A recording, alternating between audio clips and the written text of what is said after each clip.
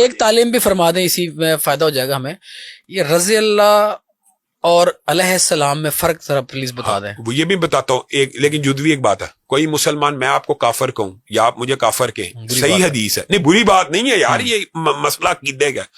تو رسول اللہ صلی اللہ علیہ وسلم نے فرمایا دونوں میں سے ایک ہو جاتا ہے. اگر میں نے آپ کو سچا کہا تو آپ ہو گئے، اگر آپ کو غلط کہا تو میں نے جو جھوٹا بہتان باندھا میں ہو گیا. بالکل ایسے ہی. اب ایمانداری سے بتائیے کہ جو بندہ ایک صحابی کو بے ایمان کے، بری بات ہے، بہت بری بات ہے. بری بات نہیں ہے، وہ بے ایمان ہے. یعنی ایک مسلمان کو بے ایمان کہنے سے بندہ بے ایمان ہوتا ہے، صحابی کو کہنے سے نہیں ہوتا. یار اس کے بارے میں اتنا فراح دل نہ رکھے. میں یہ کہتا ہوں اگر مرزا جیلمی یا اسحاق جعلوی کسی ایک صحابی کو بے ایمان کہتے ہیں، وہ دنیا کے سب سے بڑے بے ایمان ہیں، اور قرآن کی آیت ہے. یہ بعض صحابی کربلا کے اندر موجود تھے، ایک صحابی بھی نہیں تھا موجود.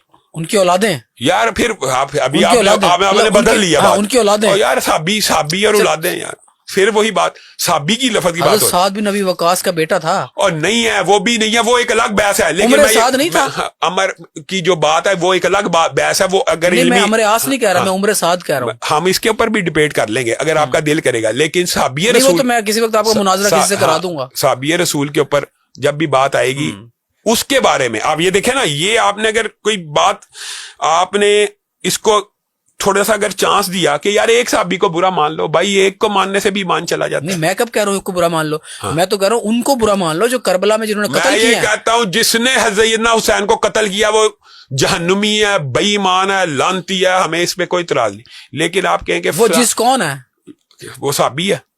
نہیں میں آپ سے اگر وہ صحابی ہوگا ہم سے جب آپ پوچھیں گے، ہم تو سیدنا عمار کے قاتل کو خارجی سمجھتے ہیں. اہل سنت کا اجماع ہے، صرف اہل حدیث کا نہیں، دیوبندی بریلوی سب کا، کہ وہ خارجی تھے. اسی طرح سیدنا زبیر کا قاتل بھی اگرچہ وہ حضرت علی کے گروہ میں تھا تو کیا اس کا ذمہ حضرت علی کے اوپر ہے؟ اگر وہ عمار بن یاسر کا قاتل سیدنا امیر معاویہ کے گروہ میں تھا ان کے اوپر ہے. تو یہ باتیں نا، اس طرح کی باتیں کر کے مشکوک، یہ ہمارا اور مرزا جیلمی سے کیا اختلاف ہونا بتائیں؟ کوئی اختلاف نہیں. اس کے علاوہ کیا اختلاف ہو سکتا ہے؟ اور ابھی آپ نے جو بات کی ہے اس کی میں آپ کو ویڈیوز بھیج دیتا ہوں کہ حسن تے شاہی کوئی نہیں، فلاں تے شاہی کوئی نہیں. بھیج آپ اہل تشیعوں کو کافر سمجھتے ہیں؟ میں ہر اس بندے کے ایمان کا قائل. آپ ایک تو نا جواب دیتے ہیں گوگلی والے انداز میں. گوگلی پتہ کیا ہوتی ہے؟ گوگلی ہوتی ہے لیگ بریک، جاتی ہے آف بریک. میں نے آپ سے پوچھا ہے کہ آپ اہل تشیعوں کو کافر سمجھتے ہیں؟ آپ مجھے ایک بات بتائیں، اس کا جو جواب ہے کسی کی معین تکفیر کرنا جائز ہے اسلام میں؟ بالکل بھی نہیں ہے، حرام ہے. اسی لیے میں نے آپ سے پوچھا ہے. حرام ہے کہ میں نے تو لگی لپٹ نہیں رکھی، میں نے بھی نہیں لگی لپٹ رکھی. جو بھی کلمہ گو ہے وہ مسلمان ہے. نہیں وہ تو کہتے ہیں علی ولی اللہ، لا الہ الا اللہ محمد الرسول اللہ علی ولی اللہ. اب آپ ان کو کافر سمجھتے ہیں کہ مسلمان سمجھتے ہیں؟ ہر کلمہ گو مسلمان ہے، ہم ان کو مسلمان سمجھتے ہیں جب تک یہ کسی صحابی کو کافر نہ. لیکن آپ کے مسلک کے بہت سارے لوگ فتویٰ دے چکے ہیں ان کو کافر ہونے کا. اگلی بات سن لینا، جب تک اہل تشیع میں سے کوئی بندہ کسی صحابی کو کافر یا بے ایمان نہیں سمجھتا وہ ایماندار رہتا ہے. تو جو علماء کرام عین اسلام پہ جو لوگ قائم ہوں، جو اہل بیت کی محبت میں سرشار ہوں، ان کو کافر کہیں، ان علماء کرام کے بارے میں آپ کی کیا رائے ہے؟ حدیث آپ کے سامنے رکھیے، جو کسی مسلمان کو کافر کے بہت کافر ہوتا ہے. آپ کے مسلک کے بہت سارے لوگ ان کو کافر کہتے ہیں. ایک بندہ بھی آپ نہیں ثابت کر سکتے. اہل حدیث تو تکفیری ہوتا ہی نہیں، اہل حدیث تو معین تکفیر کے خلاف ہیں.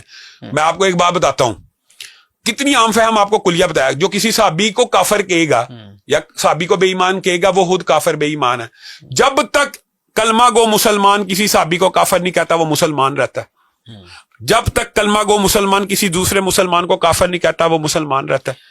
اس لیے ہم اہل تشیع ہو بریلوی ہو سب کلمہ گو مسلمان کو مسلمان سمجھتے ہیں. ہم سب کو مسلمان سمجھتے ہیں. آپ کے والد صاحب کے اللہ تعالیٰ درجات بلند فرمائے، یقیناً وہ جنت الفردوس میں ہوں گے، نیک انسان تھے. آپ بھی ان کا قاتل اہل تشیعوں کو سمجھتے ہیں؟ بے شک. ٹھیک ہے، سمجھتے ہیں نا. تو آپ مجھے یہ بتائیں کہ آپ کو اہل تشیعوں سب سے شاکونی بیان، ہاں آپ کو اہل تشیعوں کے عقائد پہ اعتراض ہے یا ان کی رسومات پہ اعتراض ہے؟ پورا سوال سن لے. عقائد سے مراد جو ابھی آپ نے بتایا، رسومات وہ 10 محرم مناتے ہیں، وہ چہلم مناتے ہیں، وہ پیٹتے بھی ہیں اپنے آپ کو اہل بیت کی محبت میں. آپ کو ان رسومات سے اختلاف ہے یا آپ کو ان کے عقائد سے اختلاف ہے؟ میں یہ بات سمجھتا ہوں کہ جب تک اہل تشیع مقدسات اہل سنت کا احترام کرتے رہتے ہیں ہمارا ان کا اختلاف رہتا ہی نہیں. کیونکہ بقائے باہمی نہیں کرنی. اختلاف 3 بنیاد پہ ہوتا ہے، شرک، بدعت اور توہین. یہ 3 بنیاد ہیں نا اسلام کی، شرک، بدعت اور توہین. یہ جو آپ رسومات کی بات کرتے ہیں نا، یہ اس کو آپ یہ بھی آج کنسپٹ کلیئر کریں, اہل حدیث اس کو بدعت سمجھتے ہیں. اوکے, سمجھ رہے ہیں؟ جب غیر اللہ سے مانگتے ہیں اس کو اہل حدیث شرک سمجھتے ہیں. کفر اس کو بھی نہیں کہتے, شرکی عمل سمجھتے ہیں. کفر ہی ہو گیا نا, شرک تو کفر ہی ہے نا. اچھا, شرکیہ عمل ہونا کفر نہیں ہوتا. ایک آدمی خدا کے برابر کسی کو سمجھنا شروع ہو گیا ہے, شرک کر رہا نا, تو شرک کفر ہی ہو گیا نا ایک قسم کا. یہ بھی ٹھیک ہے, لیکن کفر ہم تب سمجھتے ہیں جب وہ کسی صحابی کو کافر کہتے ہیں. بس یہ عام فہم بات ہے. یہ اختلاف کی تینوں چیزوں کا بیان کر دیا. کوئی اہل تشیع جب حضرت علی کو اللہ کے برابر کرے گا تو اس نے شرک کیا, جب یہ رسومات منائے گا بدعت کی ہے, اور جب کسی صحابی کو کافر کہے گا تو اس کا ہم سمجھتے ہیں ایمان ختم ہو جاتا ہے. بس یہ عام فہم بات ہے, اس میں کوئی راکٹ سائنس بھی نہیں ہے, یہ حدیث اور قرآن سے ثابت ہے. آپ نے ابھی تک ہمارے تقریباً 30 منٹ سے زیادہ ہمارا ہو چکا ہے ریکارڈنگ ٹائم. آپ ماشاءاللہ صحابہ کرام کی محبت میں سرشار ہیں, لیکن اہل بیت کا ذکر آپ نہیں کرتے. مجھے ایک بات بتائیں, یہ بھی آپ نے جو سوال کیا, آپ مجھے بتائیں کیا اہل بیت صحابہ نہیں ہے؟ کیوں نہیں ہے؟ وہ تو نبی کی خاندان ہے. یہ جو ڈفرنس پیش کیا گیا نا, میں اس کے خلاف ہوں. اہل بیت صحابہ نہیں ہے. اچھا, آپ سوال کا جواب دے رہے تھے, رضی اللہ اور علیہ السلام بتا رہے تھے, وہ بھی میں بتانا آپ, لیکن اس سوال یہ بھی بڑا اہم ہے. ہم یہ سمجھتے ہیں, اچھا یہ تھوڑا الیبوریٹ ہونا چاہیے, ہم رسول اللہ کے گھر والے رسول اللہ کی بیویوں کو بھی سمجھتے ہیں, بے شک, نو ڈاؤٹ, رسول اللہ کی بیٹیوں کو بھی سمجھتے ہیں, رسول اللہ کے بیٹوں کو بھی سمجھتے ہیں, اور ہم انہیں اصحاب رسول بھی سمجھتے ہیں.